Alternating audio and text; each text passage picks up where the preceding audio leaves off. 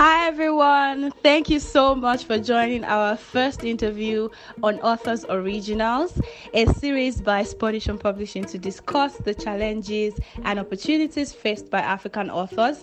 For those who are not very familiar with the brand, Spur Nation Publishing is a company under Spur Nation Group that helps young African authors through from the production of their work down to distribution and marketing. And this is officially our first interview, and we have an amazing person, a published author, who is joining us on the conversation today.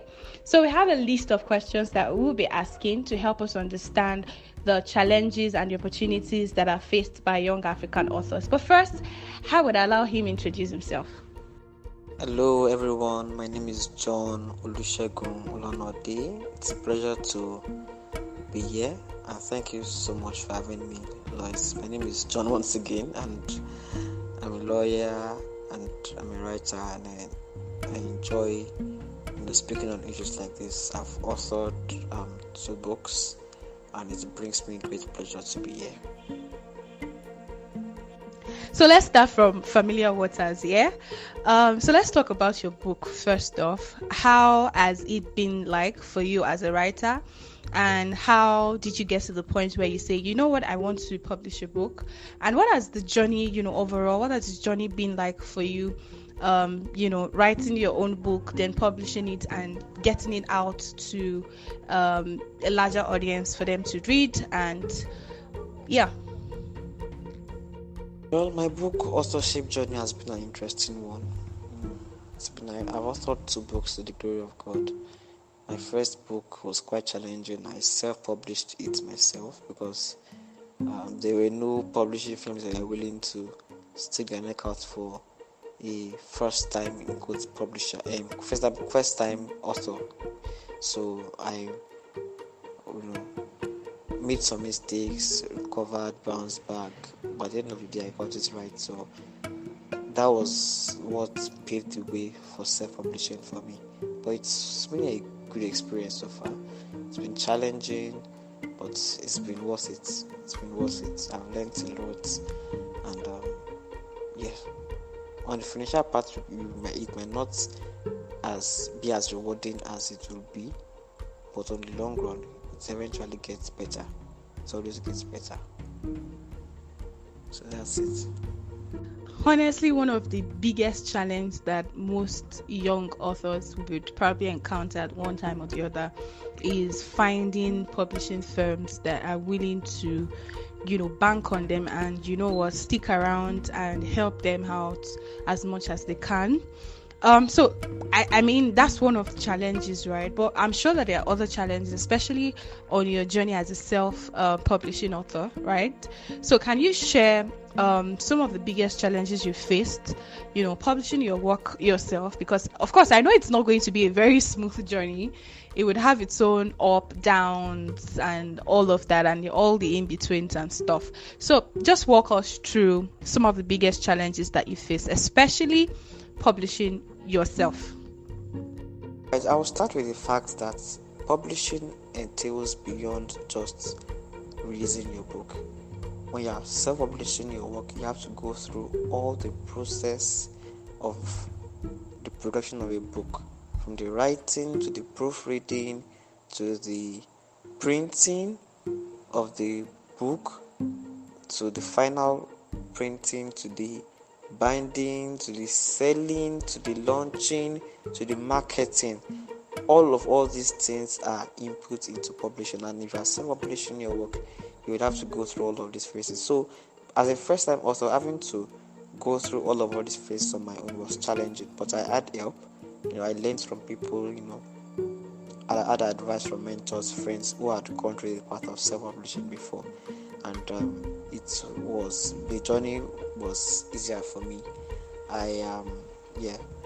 So that's the first thing. You have to go through the process of looking for vendors who would get your for each stage of your production work to deliver right to you, and that's another ball game entirely. So those were the challenges I faced as a young author publishing my work. So let's take a closer look at your style of writing. A lot of authors like to say that, their background somehow has influenced how they write, especially for those who are into storytelling, right? So let's talk about, let me throw the question to you. How has your cultural background influenced your writing and overall your approach to storytelling? Culture and background shaped my storytelling and my writing. Well, the truth is sometimes we never can tell the extent to which our influences affect us and the way our influences affect our style of writing as authors. But to a great extent, it has shaped me positively. I've been able to tell my story from the worldview of an African, from the perspective of someone who has lived in Nigeria and all of that. So basically, you can only tell your stories from what you have seen and from what you've experienced. So it has shaped me. It has shaped my perspective positively, and it has helped me a lot in my career growth. I don't know if this answers the question. So I totally agree with you, right? We are shaped by our experiences and the kinds of life that we've lived. And it's just natural that, our background just reflects in how our total outlook to life and how we bring out words and how we express ourselves, especially in our writings. So I would ask, let's go back to your history as a writer. When exactly did you start writing? Because I know some people like to say that writing as a skill is, you're born with it. It's not something that you build over time. But let's walk through how you got to know that you're actually a good writer and how you got to know that you're going to publish a book eventually. Alright, so the earliest time that I remember writing is when I was at age 7. I always tell this story to new kids listening that Damnola, my family, was the first person who inspired my gift for writing. I watched this first movie for us many years ago as a kid, and just sparked up this desire to write like him. I remember scribbling some little stories on some paper as a little boy. So that was as far back as I can remember my first experience in writing. But I started taking my writing very seriously in secondary school. Yes, I remember when I was in SS1, yes, SS1, SS2, I started compiling a collection of poems in 2012, and I eventually released those collection of poems in 2021. Yes, 2021, and that was my first book. So that's how my writing journey started. So you mentioned earlier in your introduction that you've written 2 books. So let's talk about your books. What's the idea behind it? What's the book about? And every single thing that is interesting about the whole process writing those books and publishing them. Okay, so my first book was a collection of poems revolving around subjects like faith, like religion, Nigeria, Africa, Europe, romance, morality. It spans across a variety of themes, and maybe about 100 or something. I mentioned earlier, I started compiling them when I was in secondary school till I graduated. Some of them even when I was in university. So from 2012 to 2020, this collection of poems. So that was like 8 years of my life that I documented in poetry format in a book. And the title of that book is Travelogue. It's still available in bookstores nationwide. And the second book I wrote was based on my mom. It's based on my mom. My mom passed away in 2021. Before the same year I released my first book.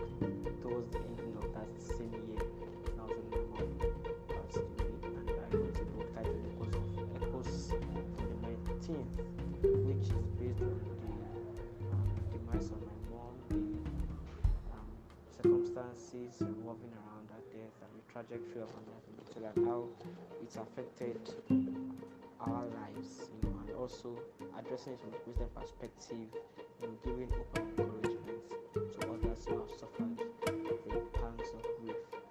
And also, I wrote that book, that is the second book, when I read to my mother's book, Notes on Grief, and she poured out her heart in that book, how she grieved about the loss of her dad, and it just inspired me to come up with something like that. But this one would be to encourage people who have gone through the face of grief and the face of loss. So that's what the book's about. I think this is absolutely nice, especially the fact that it took you 8 years, collections of poems on different subjects, of different parts of life, right? It took you 8 years to compile it. I don't want to imagine the choice of words, right? And the growth that happened between 2012 and 2022 when you had to push it out, right? Because a whole lot of things has happened in between and has shaped your choice of words, your outlook on life. So I want to say that you probably captured your entire experience in different forms and put them together to form a poetry collection. I think it's really beautiful. And even though I've not read it myself, I can say, imagining it alone, I can say it's something really beautiful and, nice to read. But that would lead me to my next question. A lot of authors would say that they had influences growing up that informed the kind of books they write and also their style of writing. So I want to ask you, what role have other African authors played in your journey as a writer? Much, Lois. Thank you. I appreciate the compliments.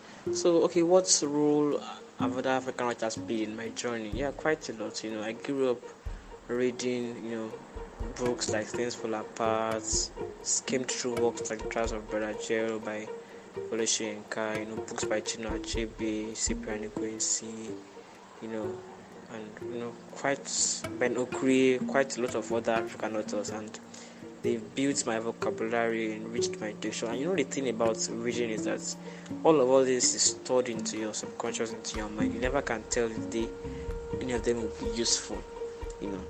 Content generally is like that. Anything you watch, anything you read enters into your mind, and you never can tell the day it will just pop up.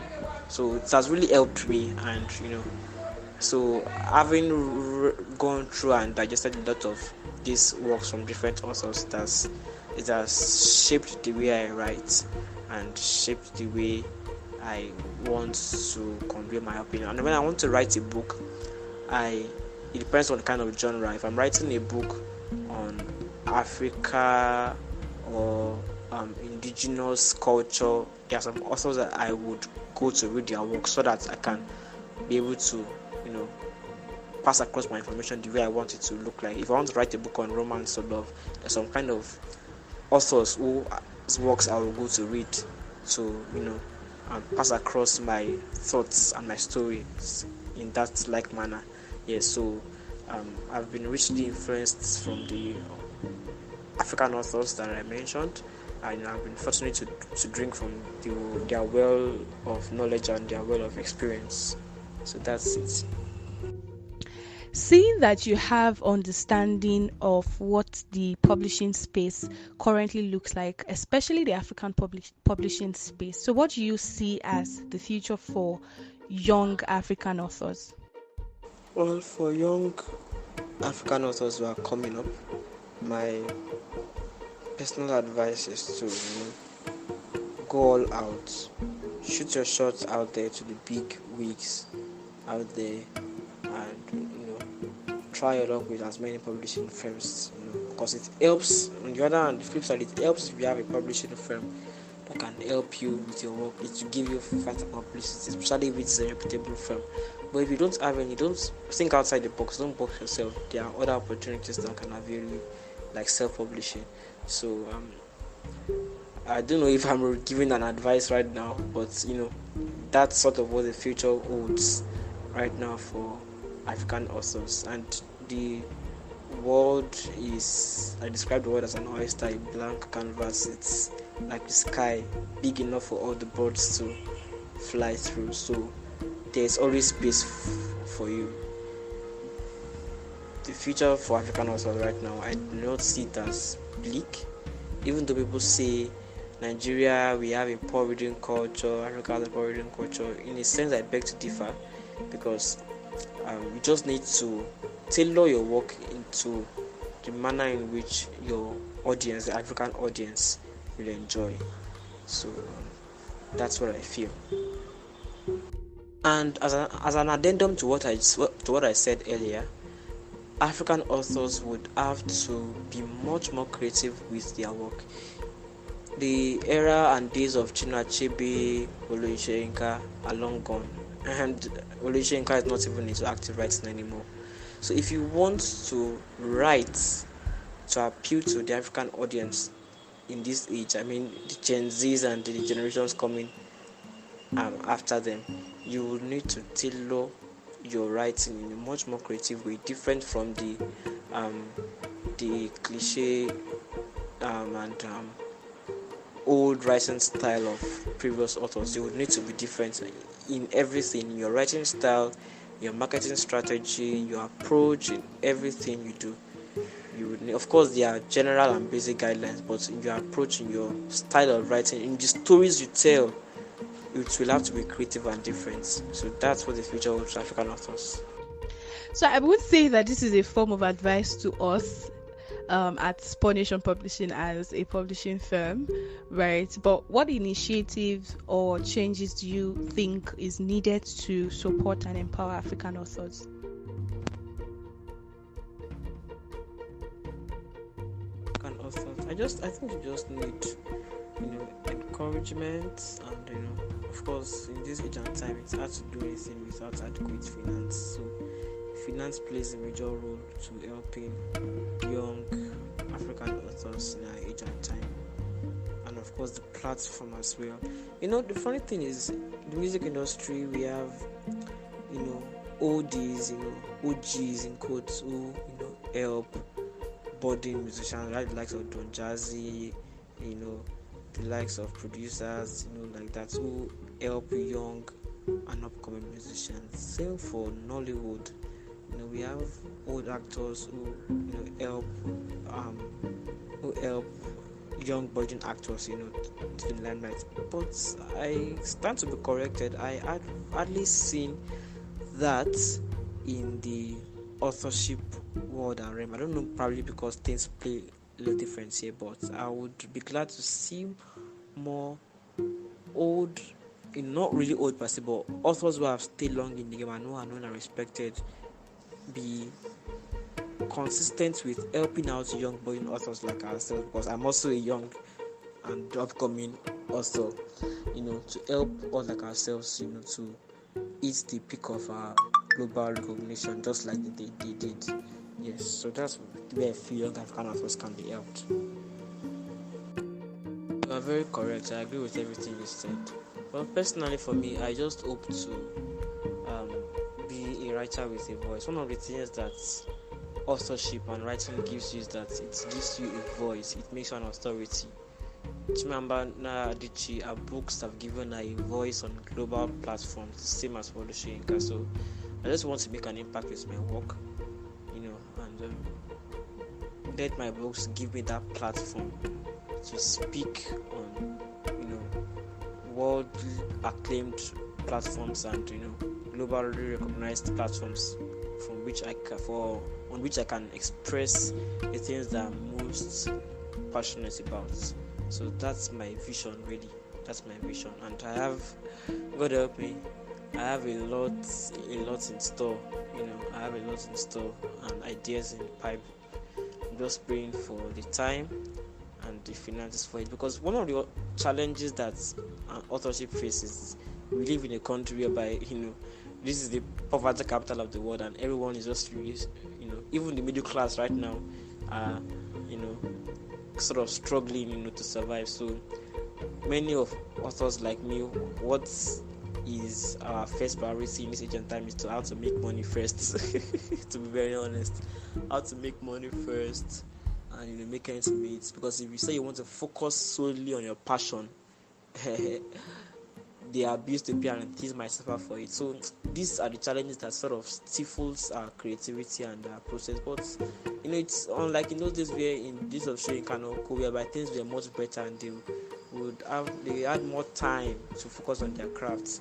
Now there are even much more distractions, both legitimate and flimsy distractions are out there. So but I'm trusting God that God will help me to bring all these my dreams into to see all my aspirations have a view of the light of day. Yeah.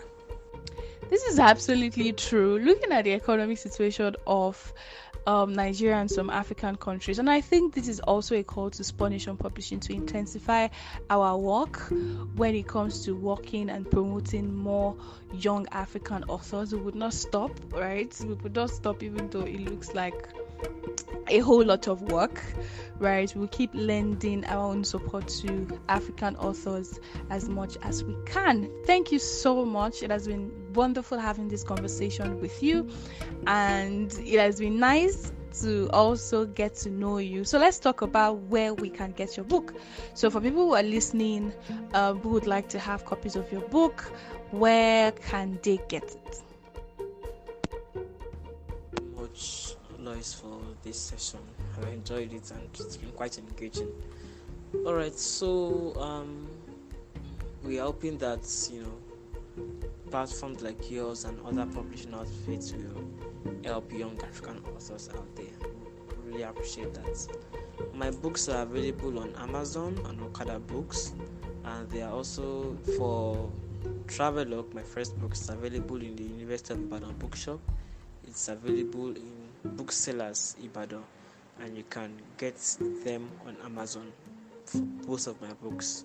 You can get them on Amazon in hard copy and soft copy, whether you're in the country or outside the country, and you can also get them on Okada Books.